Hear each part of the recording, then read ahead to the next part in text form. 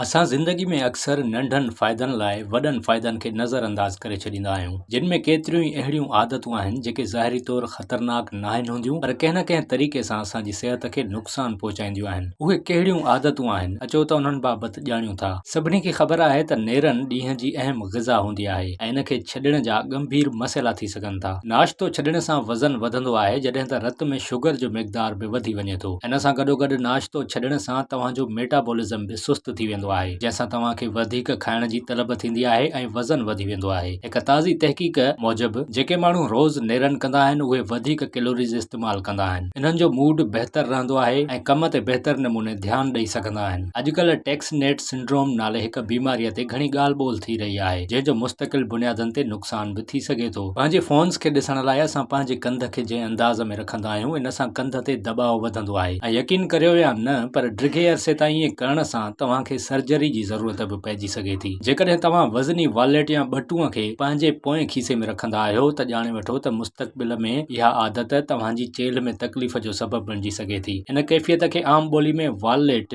Sciatica चयो वेंदो आहे। औरतुनि जी भेट में इहा बीमारी मर्दनि खे वधीक थियण जा इम्कान हूंदा आहिनि, छो त मर्द घणो वक़्तु बटूअ खे खीसे में रखण जा आदी हूंदा आहिनि। इन दौरान ड्राइविंग या ॿी सरगर्मी करण सां चेल्हि जी रगुनि ते ज़ोर पवंदो आहे। वधीक अरसे ताईं इहो अमल जारी रहिजे तव्हां लाइ मसइला पैदा थी सघनि था। तंहिं करे एहतियात कंदे बटूअ खे पोएं न पर अॻिएं खीसे में रखियो वञे। मुख़्तलिफ़ मुतालियनि में इहा ॻाल्हि बि साम्हूं अची चुकी आहे त हिक जाइ ते घणो वक़्तु वेठल रहण जी आदत सां मौत जा इम्कान वधी वेंदा आहिनि। घणो वक़्तु वेहंदड़ माण्हू कैंसर या दिलि जे मर्ज़नि जो शिकार थी सघनि था। इन खां सवाइ जेकॾहिं तव्हां रोज़ानो 12 कलाक या उन खां वधीक कुर्सीअ ते वेहो था त शुगर जा इम्कान बि 80% वधी वेंदा आहिनि। वर्ज़िश न करण या जिस्मानी सरगर्मी न हुजणु मुख़्तलिफ़ बीमारियुनि जो सबबु हुजण सां गॾोगॾु दुनिया में मौत जो चोथों सभ खां वॾो सबबु आहे।